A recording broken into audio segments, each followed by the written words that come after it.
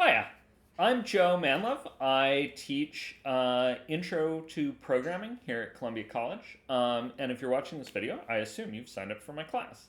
So, first things first, you can call me Joe.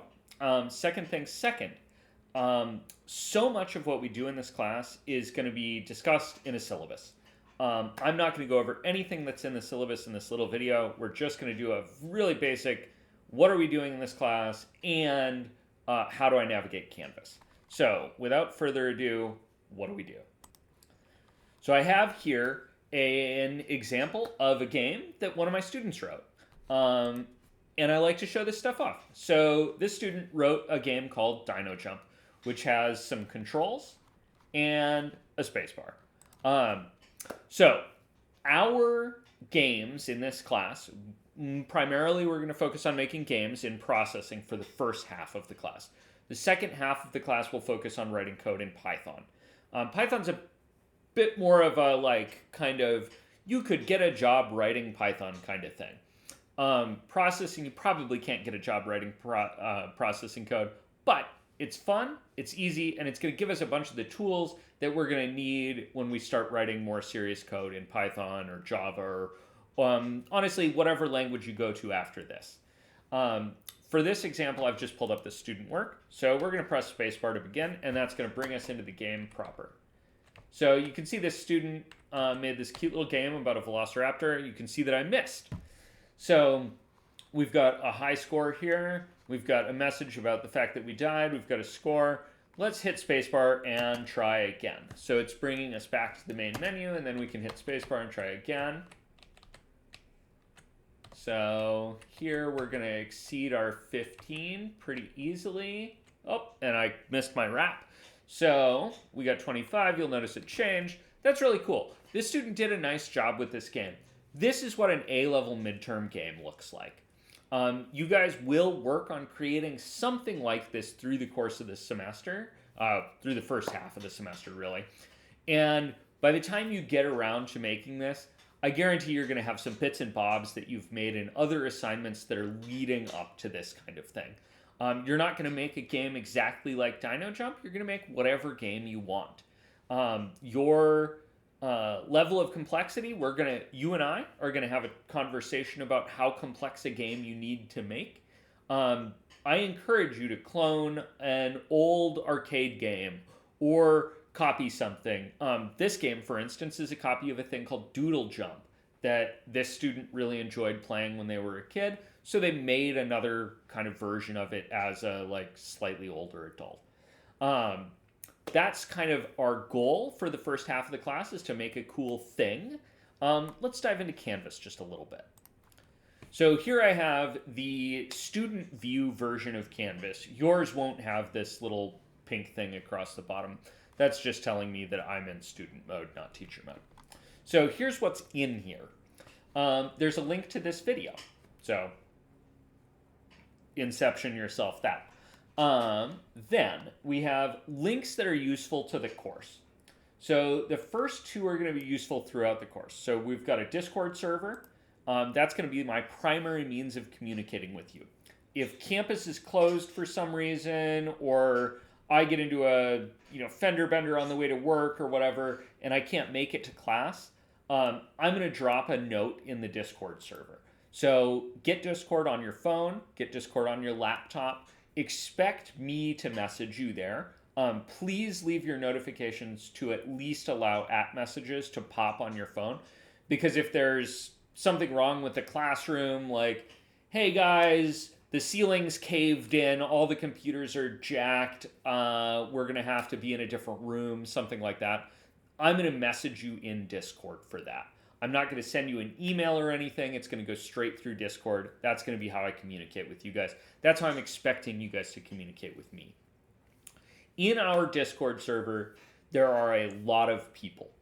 Those people have all taken this class from me at Columbia. So they're all former students of mine.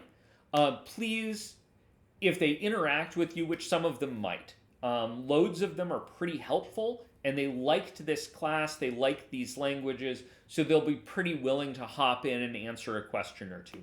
If they do that, thank them, please. None of the people in that Discord are currently getting paid to be in there except for me.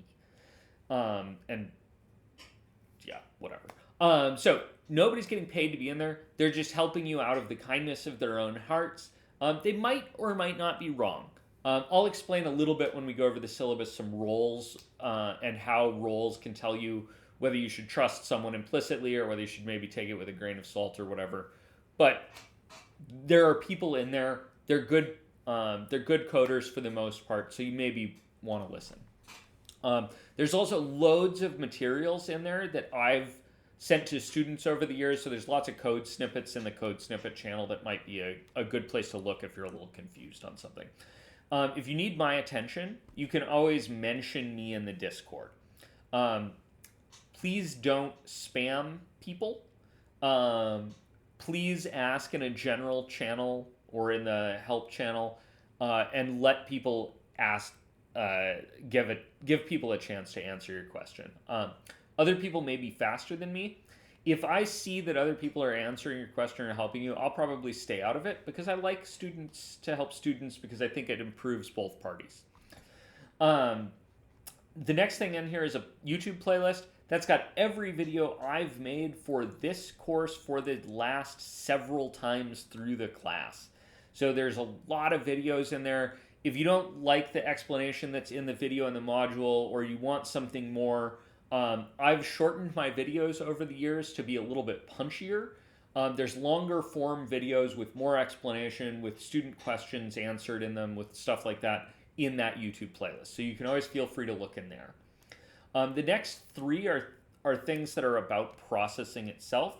So these are on processing.org.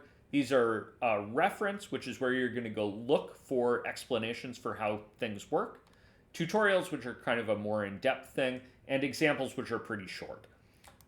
You're welcome to look at any or all of these at any point.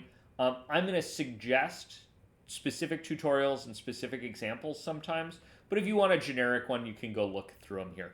Be aware, the tutorials and examples are... Some of them are beyond the scope of what we're going to talk about in the class. Some of them require a fair bit of math to understand. So if you haven't had a calculus class, some of them might be a little bit tough if you're just reading them randomly. Just know that they're there. There's some really good ones in there, but there's also some that are a little bit tough. Then I've got a link to a tool for making transparent background PNGs with transparent backgrounds. That's going to be something you're probably going to use quite a bit in processing.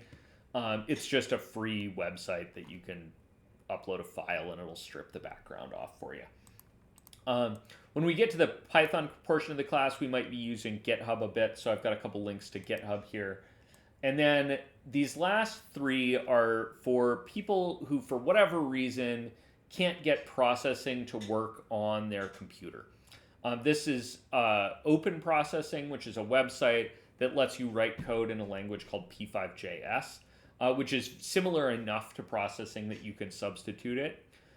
It's a little bit different, and so because it's a little bit different, I have all of the code that I've written in there, and also a YouTube channel that has a nice playlist for tutorials for P5.js because I don't have any personally. So that's what's here on the homepage. The other page that's really going to concern you is the modules. You'll notice I'm not going over a syllabus in here. We'll talk about the syllabus in class. So in the modules page, what you'll see is modules that look like this. They're basically organized by week. There's a couple where there's a couple of weeks together. But generally, they have in them an outline page. So this is our week 1 outline. So an outline for a week has some goals, things that I'm expecting you to be able to know or do by the end of the week. And then some things that you can read. So these are links to processing tutorials or processing examples maybe, or if I found a blog post that somebody made that I thought was especially good, I might put that in a thing to read. And then there's going to be things to watch. Things to watch are going to be videos that I've created about how these things work in processing. So these videos tend to be pretty short. I'm hoping that every week outline has less than about an hour of video linked. not that each video is an hour total. So I'm trying to keep those times down in order to accommodate the fact that most y'all like a short, punchy YouTube video. Me too, to be fair. If you want a longer video, go into the homepage and look on the YouTube playlist. There are longer videos for most things there that have a more in-depth explanation. I'll probably fail to meet that goal of an hour a week sometimes. It won't be too much longer, but like coding can be complicated. There might be a video or two that get kind of long. Okay, that's what I want for you guys to know in here. Oh, sorry, I missed one thing. Let's go talk about an assignment. So I've got an assignment here. This is our first sketch assignment. This is something that you guys are probably going to do your first day in class, essentially. So an assignment usually looks this way. Usually it has some little splashy image to make it look like, I don't know, not hella boring. I'll say that my Canvas modules are pretty boring.